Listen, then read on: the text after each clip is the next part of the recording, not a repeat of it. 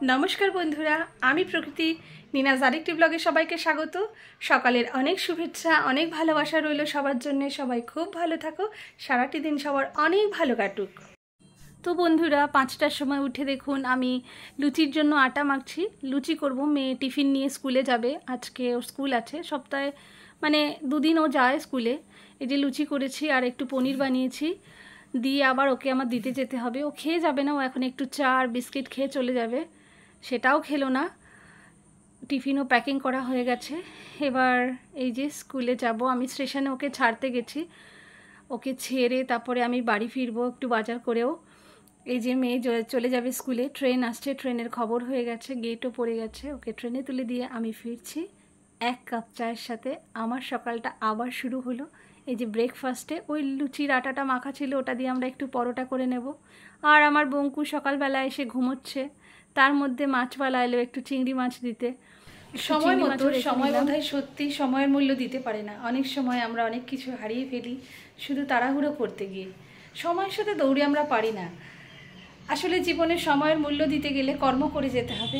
কর্মটা তো নিশ্চিত, কর্ম করতেই হবে। তাই সময়ের পেছনে না দৌড়ে সব বন্ধুদের কাছে অনুরোধ, সবাই কর্ম করো। নিশ্চয়ই সময় হলে সময় তার মূল্য নিশ্চয়ই আমাদের দিয়ে যাবে। সেটা সফলতা হোক বা বিফলতা, তার আশা না করেই কর্ম করতে হবে। তাহলে বন্ধুরা, প্রকৃতির রান্নাঘরে তোমাদের সবাইকে স্বাগত। সবাই সাথে থাকো, দেখতে থাকো আমি আজ কী কী রান্না করছি। যা চিংড়ি মাছটা বেছে খুঁটে দিয়েছে, ধুয়ে এটাকে রান্না হবে। কচুর শাক হয়েছে বড়ি দিয়ে, আর এখানে এটা নিম পাতা ভাজা, নিম বেগুন করা হবে। আর এখানে একটা সবজি হচ্ছে, আর চিংড়ি মাছ দিয়ে কচু রান্না হবে, বড়ি দিয়ে নিরামিষ হবে একটা। এদিকে মা পুজো দিয়ে নিচ্ছে। সবাই ভোগ দর্শন করুন, সবার ভালো হোক, মঙ্গল হোক, অনেক শুভকামনা রইল। এই যে মাছের ঝোলও হয়ে গেছে। আর আমার যা আম মাখছে, আমি একদম টক খেতে পছন্দ করি না, মানে খেতেই পারি না, তবুও জোর করে না খেতেই হবে। আমি বাটি পেতে বসে আছি। এতটা আম খেতে পারবো না, ওকে বারণ করা সত্ত্বেও আমাকে দিল, যদিও আমি পুরোটা খেতে পারলাম না।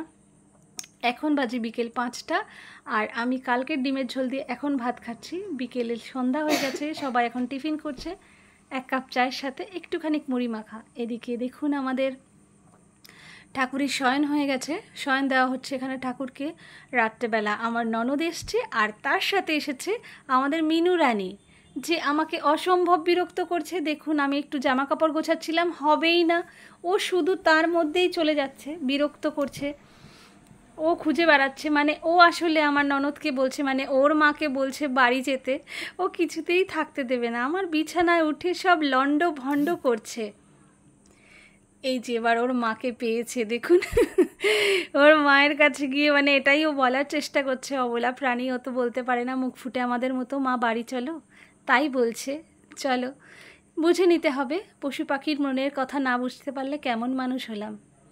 ভালো থাকবেন বন্ধুরা, অনেক শুভেচ্ছা, অনেক ভালো থাকবেন আপনারা। সবার নিশ্চয়ই সারাদিন ভালো গেছে। প্লিজ সবাই কমেন্টে জানাবেন আপনার দিন কেমন কাটলো। আমার দিন গেছে মোটামুটি। এই যে মিনু এখন বাড়ি চলে যাবে, তার জন্য সে রেডি। আর কালকে নতুন একটা ভিডিওর সাথে আপনাদের সঙ্গে আমার নিশ্চয়ই দেখা হবে। সবাই ভালো থাকবেন, সুস্থ থাকবেন। কালকে নতুন একটা সকালের অপেক্ষা রেখে আজকের মতো শেষ করছি। নমস্কার।